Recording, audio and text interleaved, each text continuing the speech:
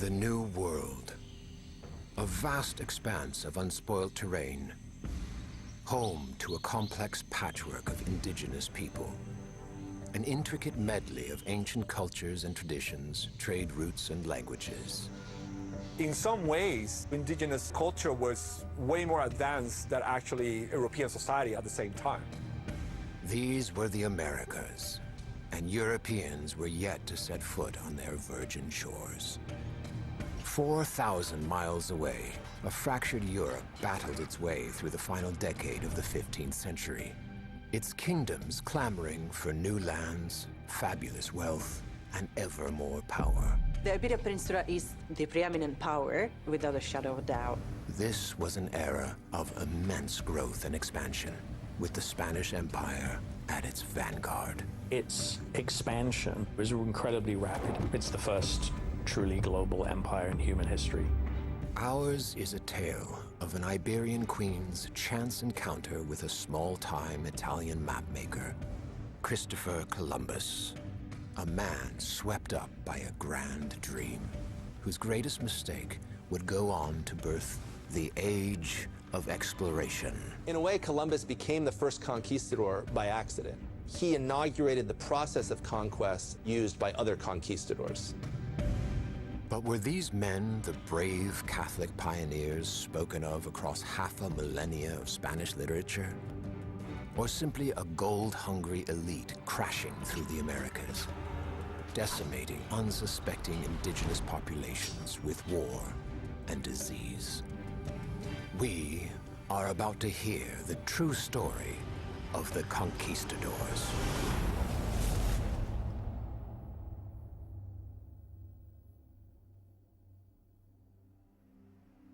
The Iberian Peninsula, a vast coastline stretching out towards its neighboring continent of Africa, encouraging trade, but also providing temptation. This was a fragile kingdom, scarred by centuries of religious warfare, by a clash of cultures and of faiths, of Christians and Muslims, of shifting power and beliefs.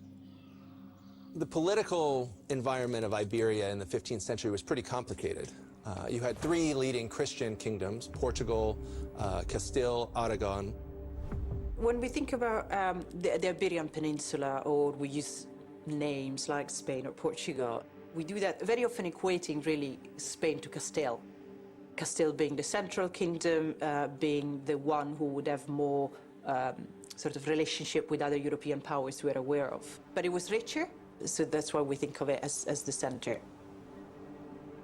Spain is a tricky name to trace, that its origin goes back to the Latin word Hispania, and so in that sense it goes back to the Roman period, at least for referring to the Iberian Peninsula.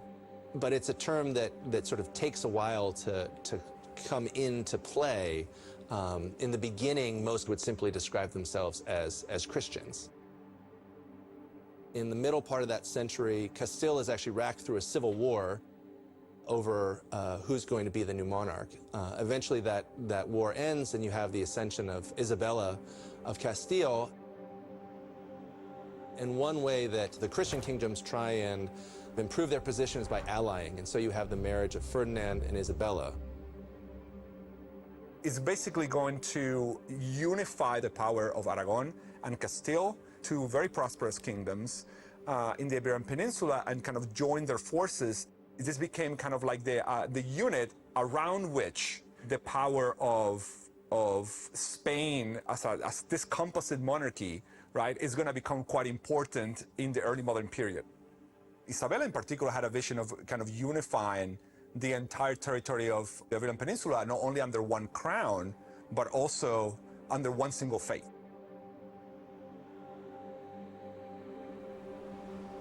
Religious violence had immersed the peninsula for nearly 800 years, since the earlier 8th century invasion of Iberia by the North African Berber Muslims.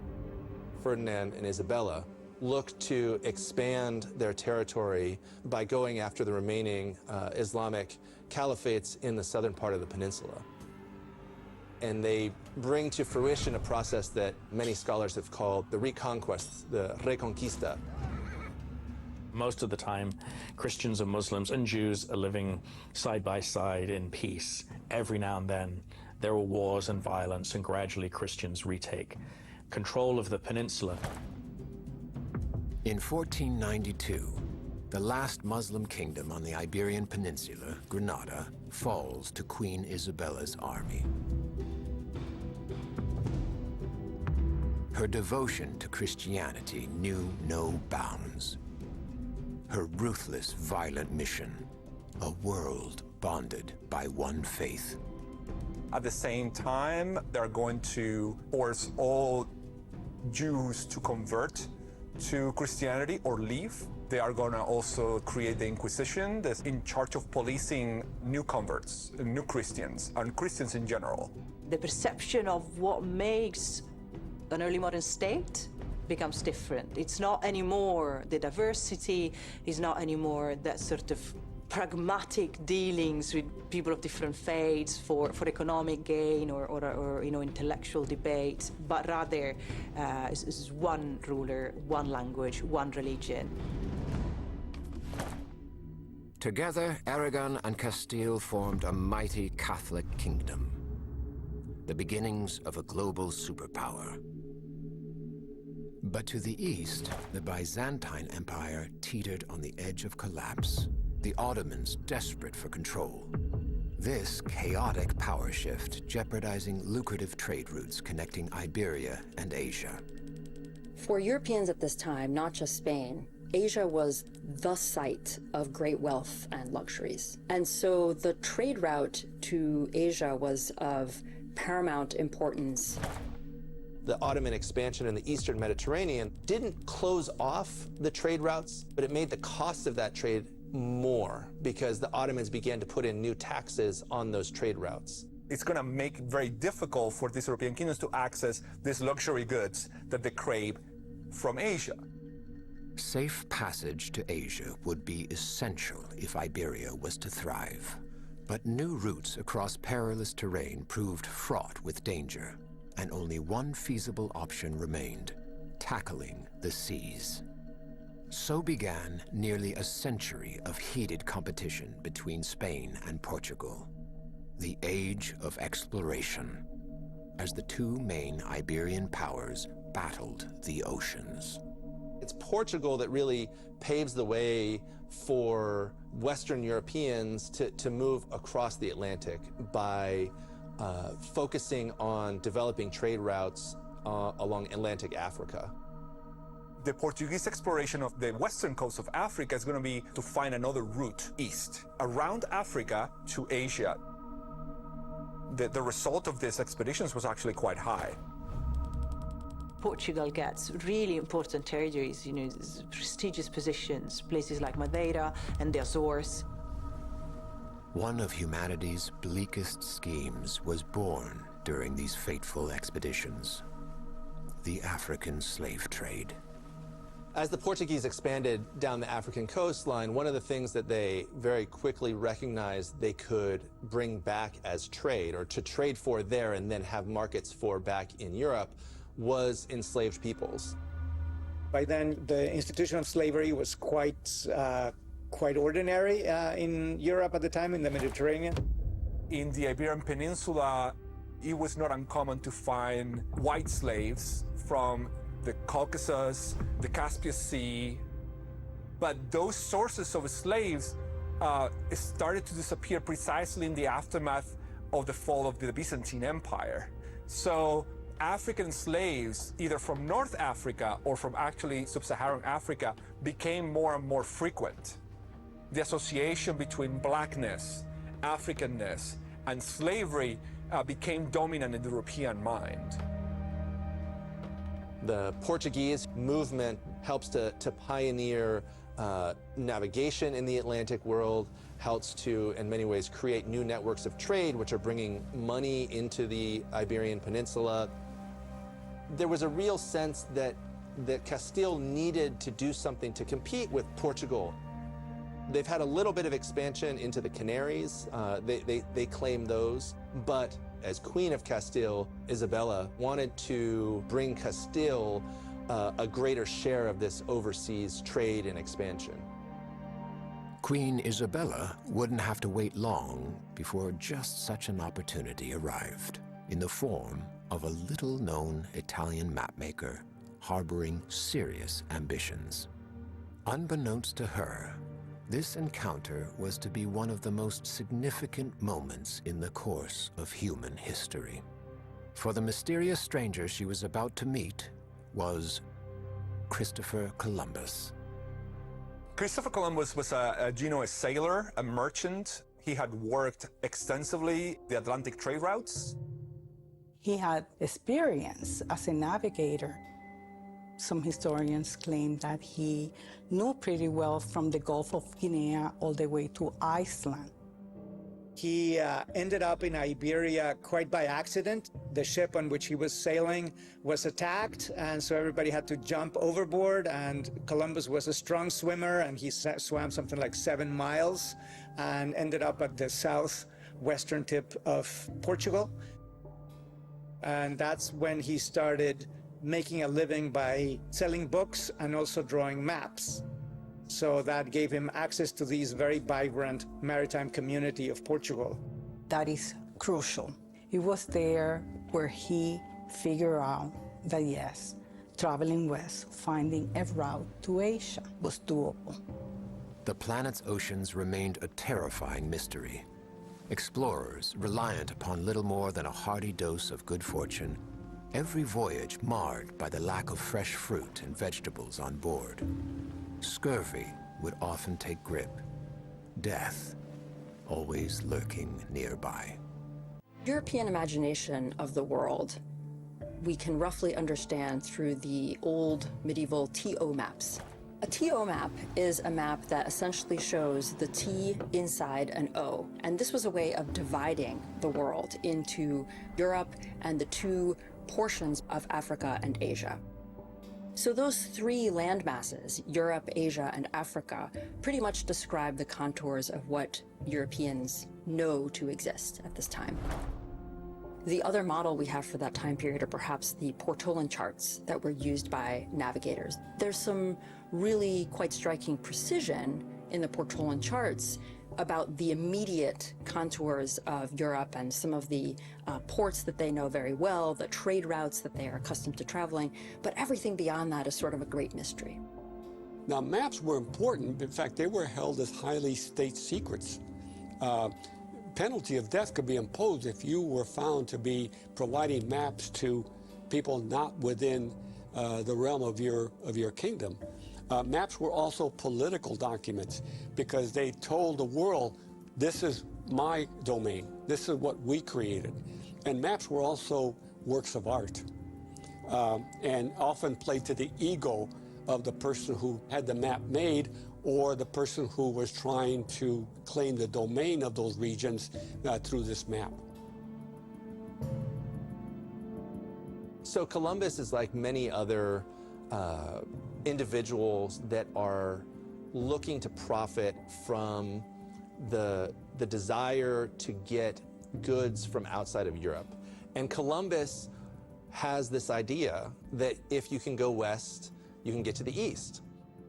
And he tried to sell this idea to different kings in Europe with little success, really. He tried England, he tried Portugal, and they questioned his theories about how big the Earth was.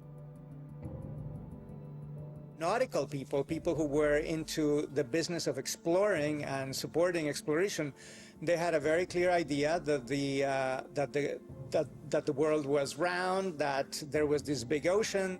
Most people understood the exact size of the world. That had been calculated even without it being circumnavigated. Columbus said, no, the world is much smaller than that, which means I can just sail across what we think of as the Atlantic Ocean to reach Asia. And they said, no, you can't. It's much further than that. They were right. If you put those two, Pacific and Atlantic Ocean together, ships in the 16th century aren't going to be able to make that voyage. Everyone would die of scurvy. So the irony is that he's actually a bad navigator. And it's by being a bad navigator and being very stubborn about it that he insists on making those voyages. The other problem is that because there's no knowledge of what's to the west, it's hard to know how likely a good return is. So Columbus is making a tough proposition. He's making a proposition to go in a direction where no one knows what's there, and Columbus is telling everyone that they're wrong about the size of the earth. But from the point of view of Castile and Queen Isabella, it's a reasonable risk to take. Columbus was about to encounter his first stroke of luck. Impeccable timing. His proposal, a voyage so wildly dangerous it would surely fail, provided a low-risk opportunity for Queen Isabella. If, by some miracle, Columbus did succeed, he might just boost Castile's stature in Europe whilst bringing the unexplored world under the control of her beloved Catholic faith. One way to think about Spain's ambitions in this period is they understood themselves to be on a divine mission. They understood that the great judgment would not occur until the entire world was Catholic. So even though the trade route was important, I would argue that they also had profound religious goals entwined with them. And so the Spanish crown accepted Columbus's project. Columbus signed a very specific capitulations with the king and queen that gave him right to titles and profit if he delivered his part of the deal, right? And that part of the deal was to get to Asia. He gets nothing if it's not Asia. The stakes couldn't have been higher for Columbus. If he failed in his quest to discover a new trade route to Asia, not only would he be in breach of contract, losing out on a great sum of money, but he would also face public humiliation.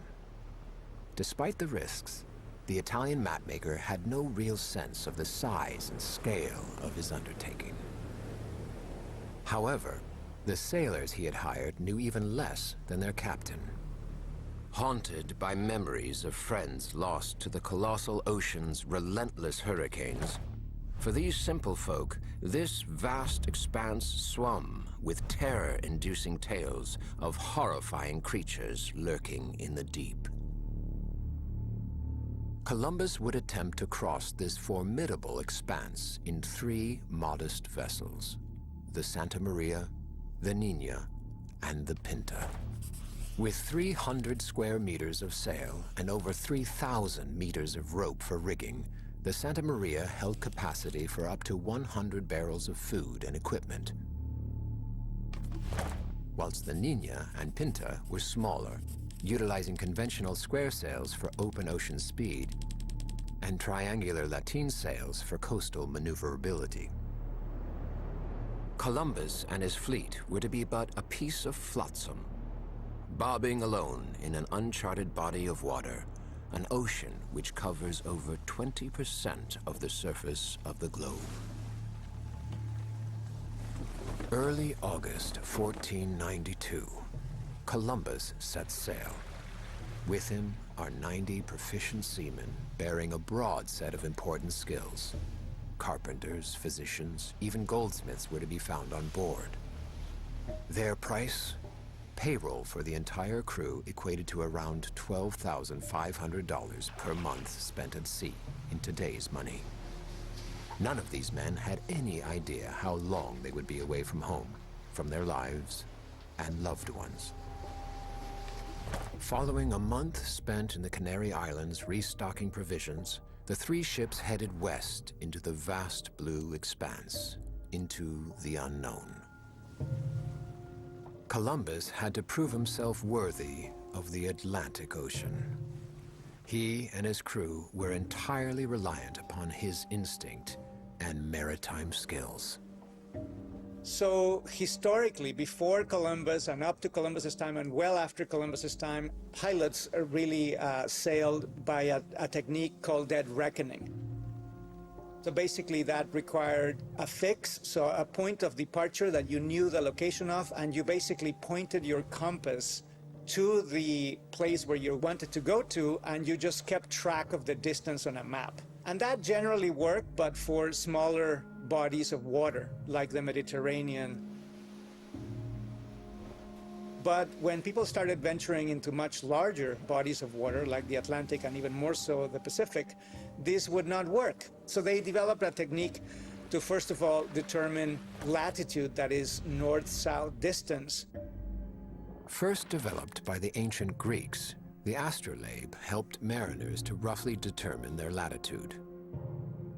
Longitude, which are those lines that cross each other, latitude and longitude, really did not come into existence until the 18th century. Longitude depend upon accurate timekeeping, and there wasn't an accurate timepiece developed that could be used on the ocean until the 19th century. There were attempts, some of the foremost pilots in the world were able to use magnetic declination in order to try to approximate east-west distance. So these were the technologies that enabled Europeans to travel over these enormous bodies of water. As the weeks dripped by, tedium evolved into tension. Columbus's crew grappling with a shortfall in provisions and a mounting suspicion that their intrepid leader might not actually be leading them to dry land. Narrowly avoiding a fatal mutiny, Columbus convinced his sailors to press on, with a glimmer of hope offered by a sighting of birds flying overhead. Could this glimpse of life mean that the shores of an unexplored land were, finally, within reach? Suddenly, Columbus spotted something. A dot on the horizon. After all this time, could it really be land? His perseverance had prevailed.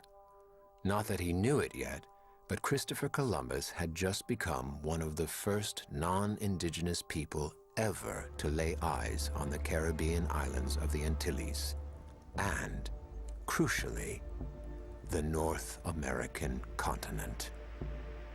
The Caribbean is a variety of islands, large, some small.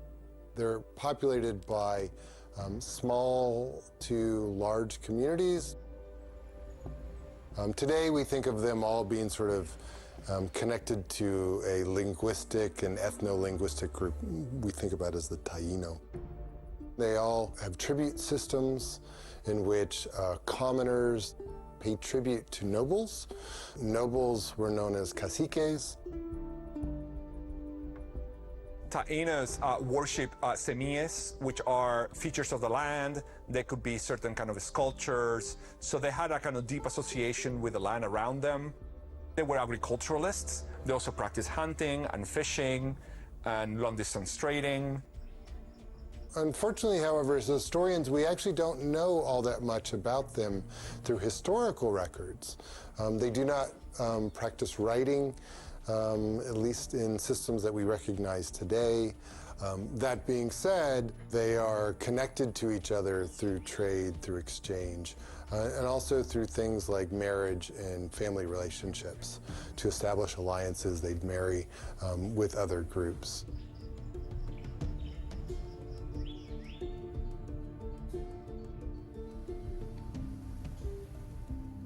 We'll never know the exact spot at which Columbus made landfall. Some believe he dropped anchor at San Salvador, where contact was first made with the indigenous Taino populations. Columbus and his men would have been ecstatic to see the beaches of the Antilles. Obviously, they had been on the voyage longer than they'd hoped. They were running low on food. There had been a quasi-mutiny to go back to Spain. You can imagine that the excitement of reaching what, certainly in that moment, they thought was the Far East would have been so great.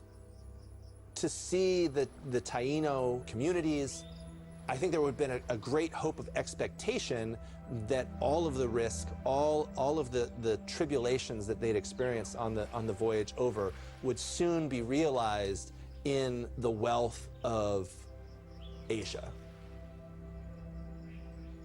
We have some pretty good accounts for the first encounters between Columbus and the Taino. He writes about it in his journal. We also have accounts from other chroniclers who had talked to the original members of Columbus's crew, as well as those that come on later voyages. not surprisingly, the overwhelming sort of initial sentiment is curiosity.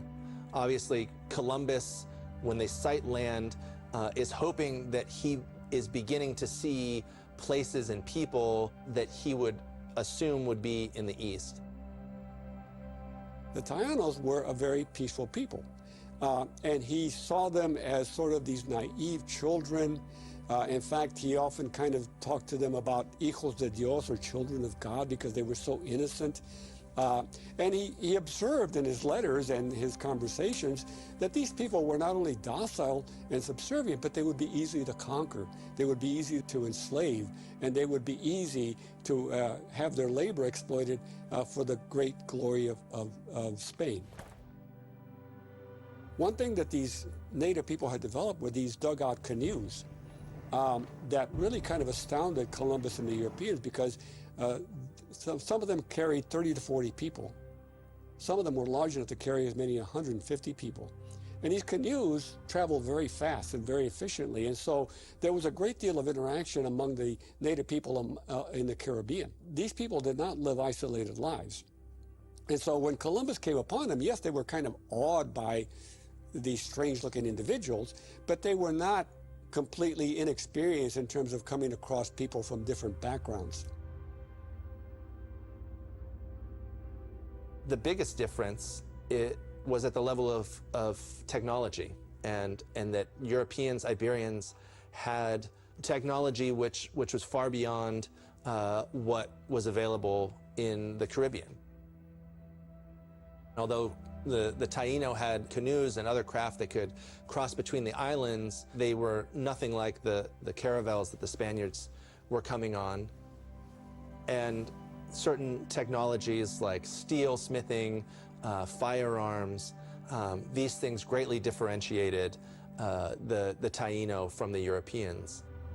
Columbus was delighted to set foot on what he believed, and likely prayed, was one of the tiny islands dotted along Asia's periphery. He had made it, fulfilling his contract with the Queen. Now, he needed to figure out what treasures lay in wait. This discovery only added to the explorer's swollen sense of confidence.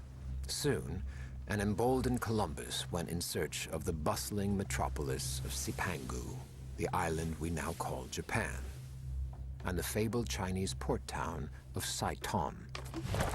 He instead washed up in Cuba on October 28th, before pushing southeast in his fretful search for luxurious Eastern goods to ship home. December 5th, a floundering Columbus runs the Santa Maria aground, stumbling upon what would prove to be his most important discovery. Hispaniola was called Haiti, actually, Haiti. He was actually, that's the original name of the island, Haiti.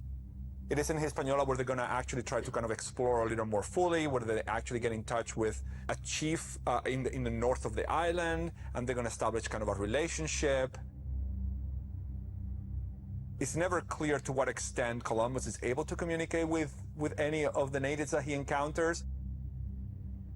Initially, the encounters that Columbus has with the Taíno, there are, attempts to try and make one side understood through, hand gestures and other sort of pantomime. What ends up happening is Columbus does know that he needs translators, and one of the things that he does is that he does steal Taíno to try and use them as translators. And there are other moments in these encounters when Columbus does act in ways that are aggressive. They use those captive translators to begin to forge relationships with some of these caciques to get a little bit more information about the island of Hispaniola and its people, to further his goals of commercializing the voyage. We know that when Columbus arrived on the shores of the Antilles, he chose to call the people there Indios, because he had believed that he had made it to the Indies, which in their mind encompassed everything from India to China. And as a result, then, the inhabitants for the Spanish became Indios, generally. Very quickly, Columbus and the Spaniards that followed began to recognize that there were many nations of Indias, naciones de Indios, or gentes, peoples. And so while the term Indio stuck as the sort of general racialized term for all of Native Americans, they did recognize that there were distinctions between different nations of indigenous peoples, and were very keen to exploit those differences if it was possible to do so. The Taino know that these new arrivals have been taking captives, and so there's certainly a wariness on the part of some caciques to the Spanish. But the caciques on the island of Hispaniola, there are rivalries between them. There was at least some incentive to try and see what an alliance with these new arrivals could be, how it might change the sort of power dynamics on the island.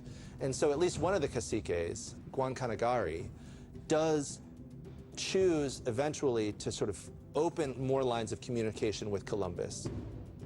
The warm approval of this chiefdom leader allowed Columbus space to investigate the forests, streams, and hills of Hispaniola. But the Italian was quietly beginning to panic that he might not be in Asia after all. He knew he urgently needed to find or fabricate some good news to send home. There are moments of trade. He's bringing trinkets and different kind of like goods to trade with the natives. He's going to actually receive some gold pieces and gold jewelry that is going to give him the sense that there is indeed gold in those lands, and he's going to report all this to the kings in great detail. It's a diary he's writing for the kings to read.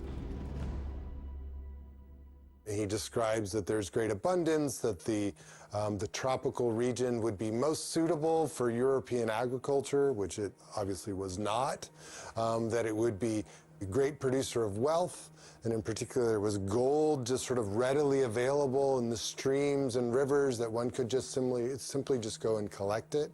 That there were great numbers of indigenous peoples who could be converted to Christianity and then become vassals or subjugated peoples under his authority or Spanish authority very easily.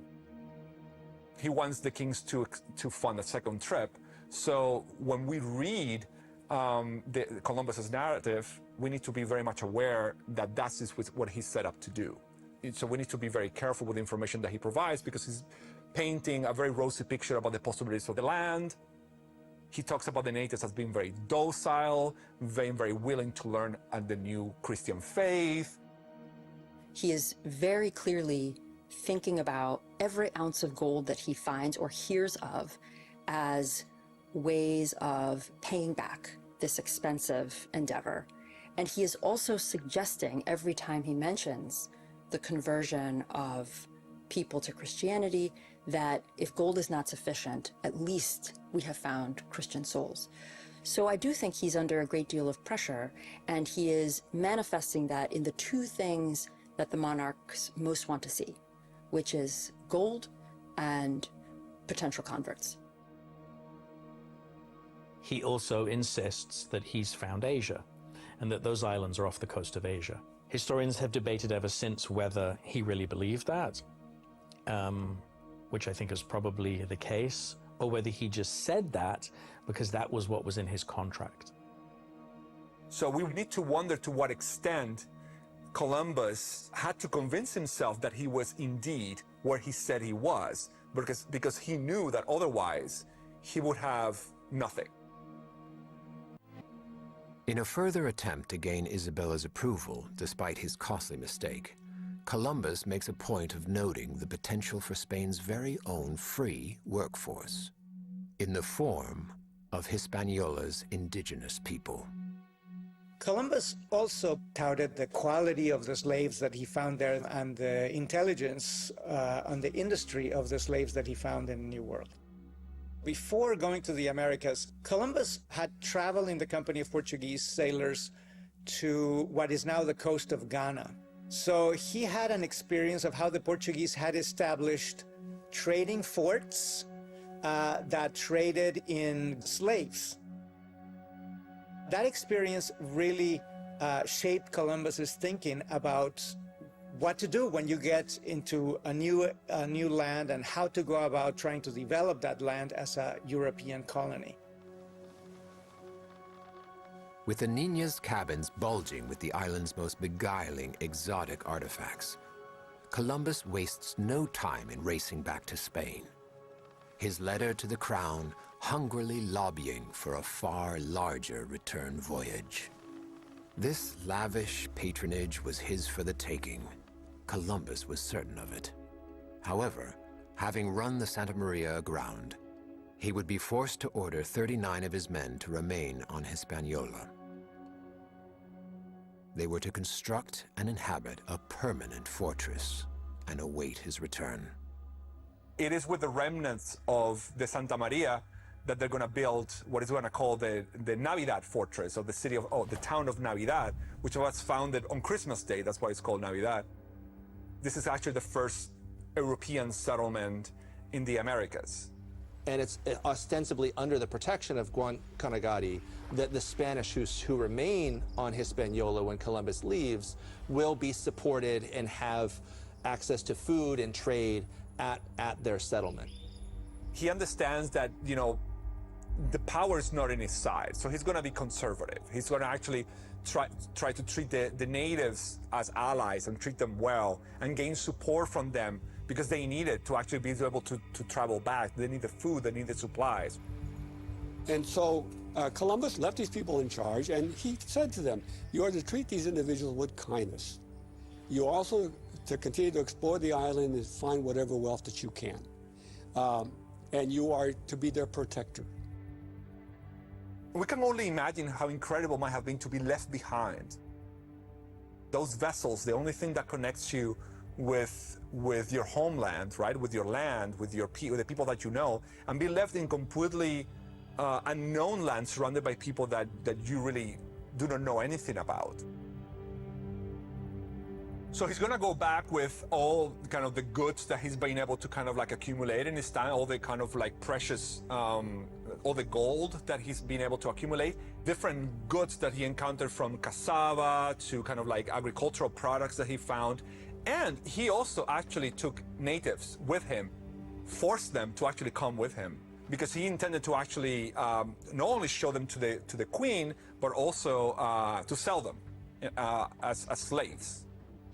For Columbus, I guess it was important for him to prove to the queen, you know, what do these natives look like, right? And he had no qualms whatsoever about taking them and bringing them with him. The return journey across a tempestuous Atlantic proved perilous. Fierce storm after fierce storm battered all that remained of the fleet, separating the two boats, forcing the Niña, with Columbus on board, into port at Lisbon.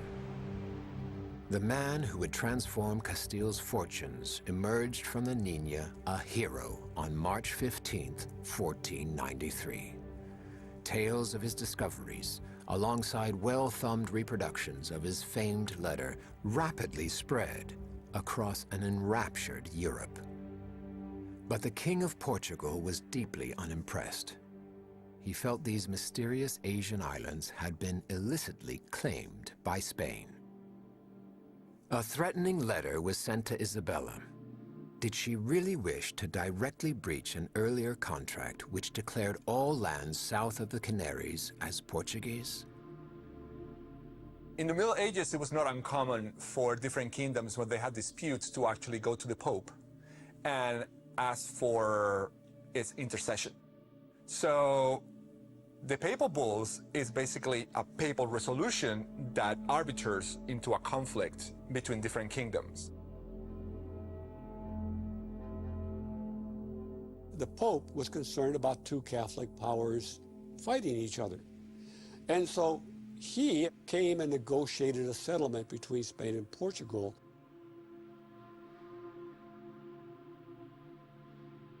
The first series from Pope Alexander VI, known as the Alexandrine Bulls, essentially divided the world into two spheres of influence between the Spanish and the Portuguese.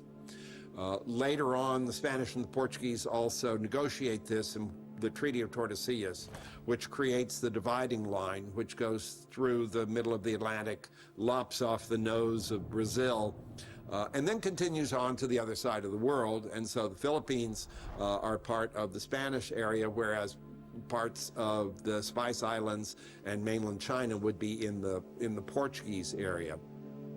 Can you imagine an individual coming together and saying simply, you know, we're going to divide the world among ourselves? What kind of hubris and arrogance is that? You know, but that's the way the Europeans saw themselves, not only the Spaniards, but, you know, the English and the French and the Dutch and the Portuguese. They believed that they were the superior civilization and therefore had the right to do whatever they needed to do to impose their will on lesser people. It also takes on an important political aspect, and that is, in order to justify the Spanish presence in the New World, the Spaniards are responsible for Christianizing the natives. So they have a legal basis to hold on to the territory as long as they're Christianizing the natives. And that is crucial because, you know, it's first of all, somewhat, again, a continuation of the Reconquista when you're linking sort of, you know, going ahead with territory, with converting. But also, it leaves the door open for criticism because in the moment in which you do not achieve that conversion, you're not proselytizing, you're not making people Christians, anyone can say, well, then you know, your right to territorial, you know, control was linked to conversion and you're not achieving that.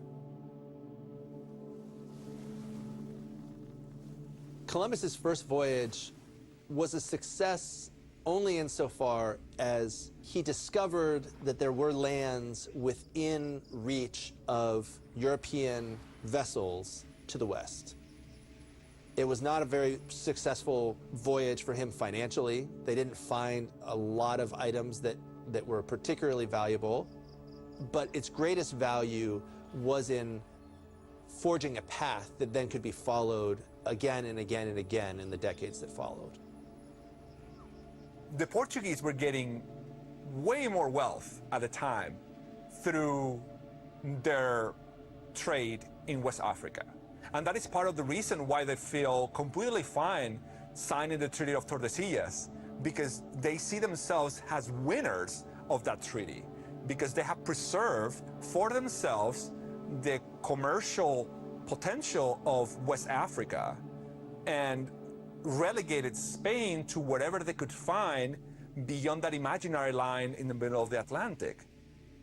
With that in mind, Spain's bet was really a large bet that could potentially have turned into nothing. It turned out to be a big deal. But back then in 1492, 1493, it was not a big event. It was what somebody has called a non-event. Columbus, now bolstered by divine backing, once again set his sights westwards. He hadn't found a swift, safe route to Asia, a troubling secret he kept close to his chest. He knew that he was trapped in a dangerous lie, and that he needed to rapidly turn his discovery into a worthy investment for the crown. Beneath the burden of this enormous pressure, Columbus's impetus shifted from exploration to conquest. Cold fear merging with one man's uncompromising ego, which would soon lead to the deaths of thousands of native people and begin Europe's merciless colonization of the Americas. Columbus prepared for his return to Hispaniola and to the men he had abandoned at the fortress of La Navidad. A far larger fleet of ships set sail, loaded with supplies and heavy weaponry. They were prepared to use force if necessary. What they didn't know was that the killing had already begun. Join us here on PBS America as we delve into the fascinating and murky story of the Spanish Empire's conquest of the New World. Conquistadors, The Rise and Fall is next.